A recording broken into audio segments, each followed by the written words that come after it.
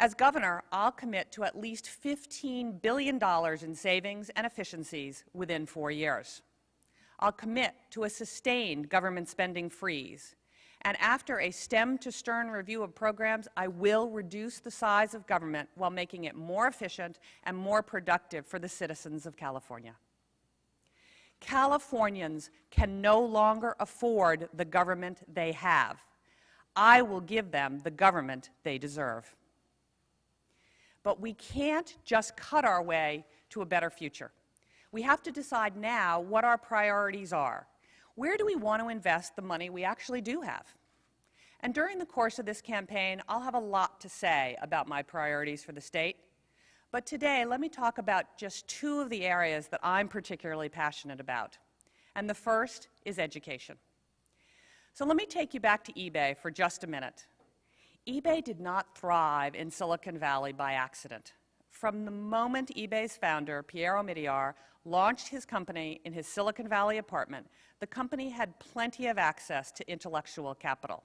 Whether it was engineers or programmers or marketers or many other highly trained, educated professionals, they were all available to help eBay grow. Now, will these people be there in the future? No, not if we continue on the current course we're on. California has a very good university system, but we are ranked at the bottom in the quality of our kindergarten through 12th grade education. In 2 of the most important skills for elementary school education, math and reading, our state ranks 47th out of 50 states and 48th out of 50 states. In science, we rank 43rd. Almost 1 in 4 high school students drop out in California. And in the state's largest school district, which is Los Angeles Unified, they have nearly a 50% dropout rate. The issue here is not spending, it's how the money is spent. More than 50% of our state budget, or about $50 billion, goes to education. And we're still failing our children. If we don't rededicate ourselves to education with the same attitude Americans have applied to going to the moon and fighting wars, the results will be profound. We will gradually lose our successful workforce, our ability to innovate and to create the next generation of companies and jobs in California, to create the next eBay, the next Google, the next Genentech, will diminish. And we will wake up one day in a second-rate state. We would never have allowed our military to decline the way we've allowed education to decline in the last 30 years. We need to start treating education like the national security priority that it is. California has to go back to the top of the list when it comes to our children.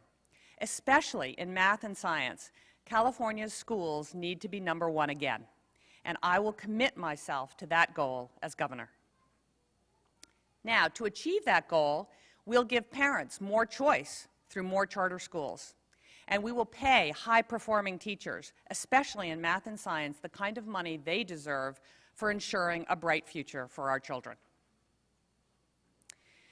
Now, finally, let me talk briefly about the environment. California needs to maintain the strongest possible environmental standards.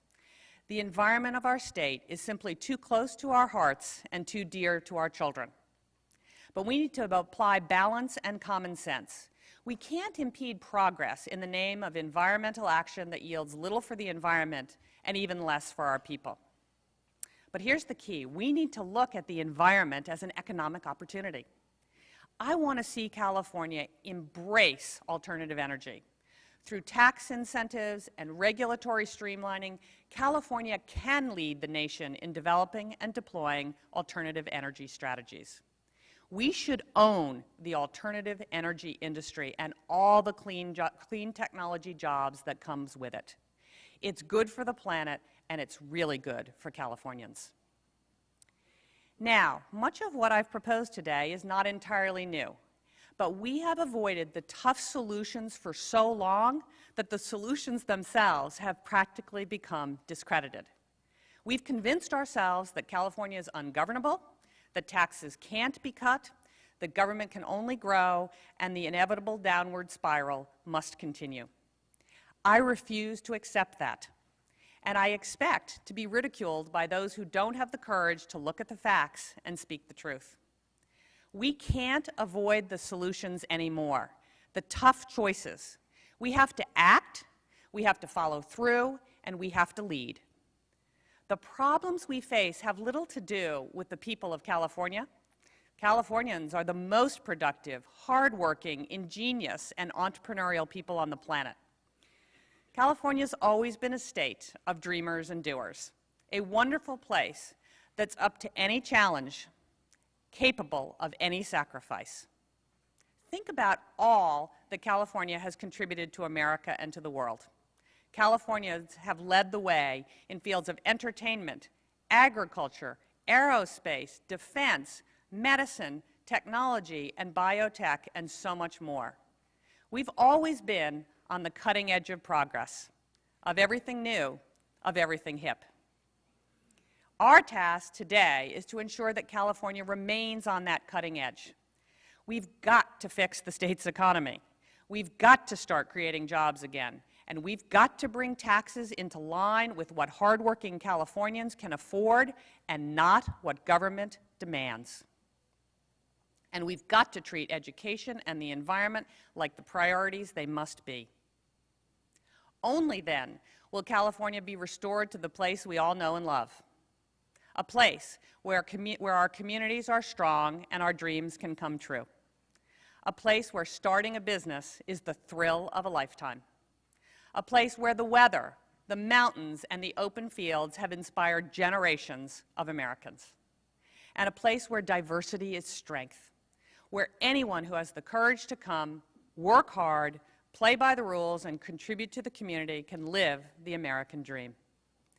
Restoring California will not be easy. It will take time to uproot old habits, old ways of thinking, old conventional wisdom, and old ways of doing business.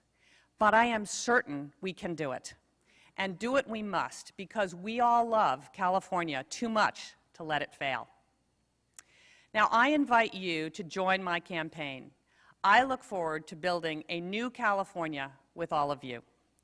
So thank you for giving me the opportunity to speak with you this morning. Thanks for coming in the rain. And now I'm happy to answer some of your questions. So thank you.